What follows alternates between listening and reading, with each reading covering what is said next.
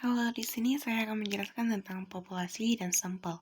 Nah, sebelum itu, saya memperkenalkan diri. Saya Gita Sonia Sagala dengan NIM 22010433 dari Prodi Manajemen Pendidikan Kristen, mata kuliah Metodologi Penelitian Pendidikan, dengan dosen pengampu Ruslan Perdosi, MSI.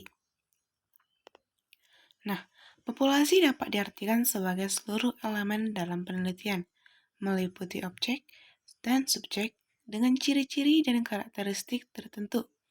Jadi, pada prinsipnya, populasi adalah semua anggota kelompok manusia, binatang, peristiwa, atau benda yang tinggal bersama dalam suatu tempat secara berencana, menjadi target kesimpulan dari hasil akhir suatu penelitian. Nah, populasi dapat berupa guru, siswa, kurikulum, fasilitas, lembaga sekolah, hubungan sekolah, dan masyarakat, karyawan perusahaan, jenis tanaman hutan, jenis padi, kegiatan marketing, hasil populasi, dan lainnya yang dapat kita teliti. Menurut Arikunto mengatakan bahwa sampel adalah bagian kecil yang terdapat dalam populasi yang dianggap mewakili populasi mengenai penelitian yang dilakukan.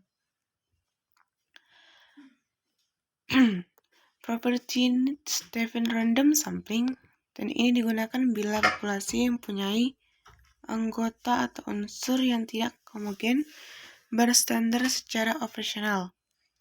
Penggunaan metode random sampel akan menimbulkan bias apabila unsur-unsur populasi tidak homogen ataupun heterogen.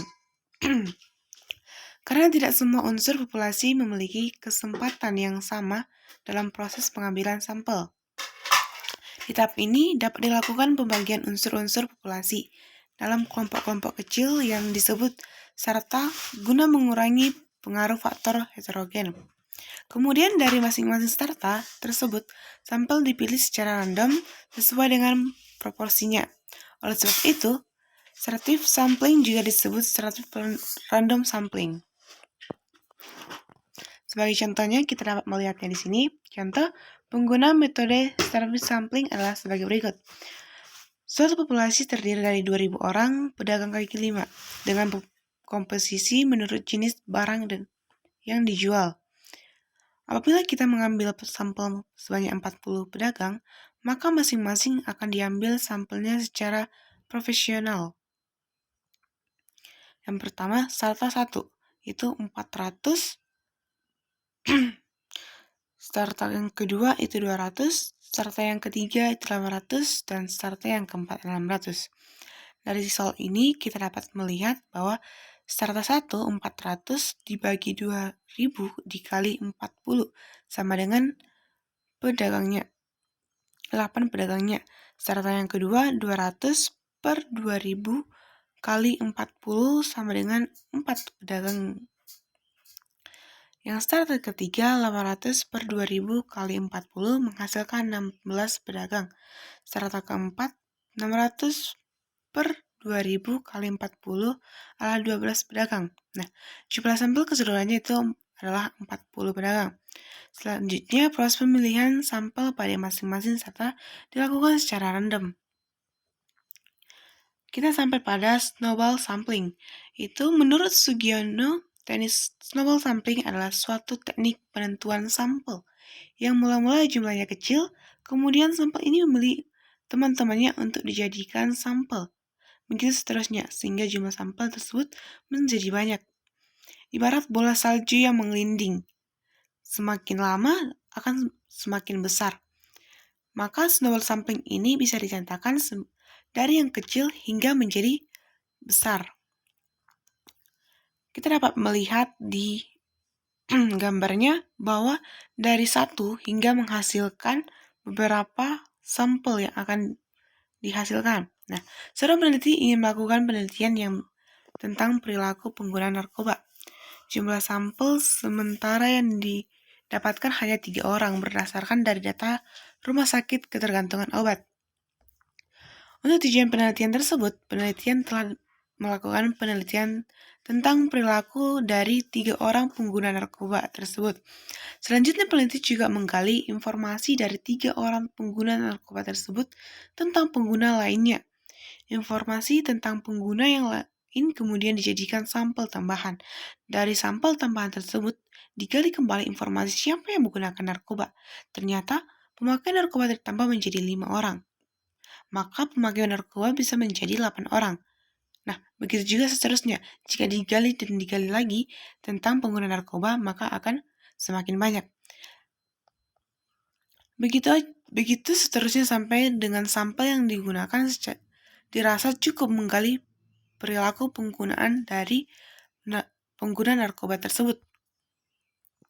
Sebagai contohnya, yang pertama itu Dalil tengah melakukan sebuah penelitian di sebuah rumah sakit Permata Bunda.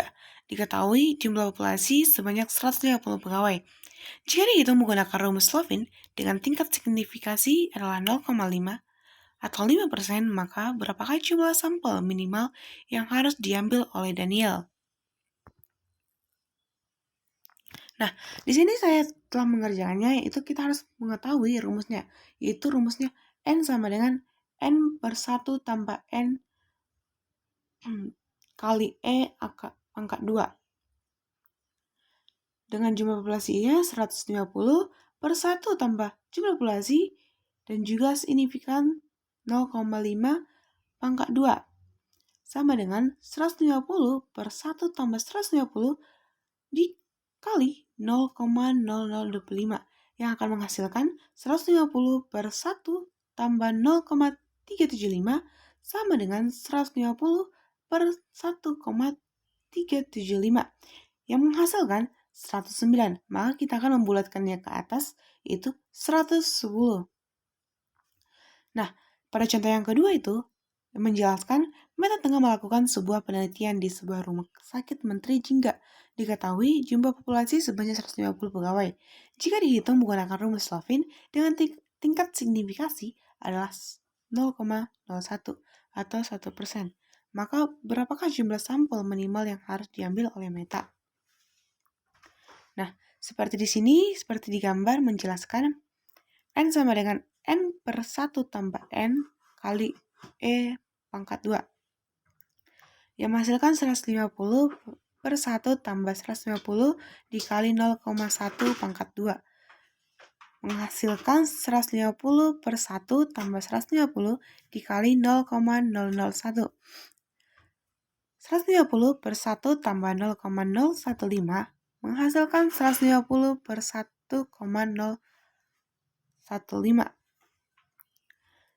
Jika kita sudah membagikannya akan menghasilkan 147, jika kita membulatnya ke atas akan menghasilkan 148 jumlah populasi sampel. Terima kasih. Itu adalah contoh dan juga penjelasan dari populasi dan sampel.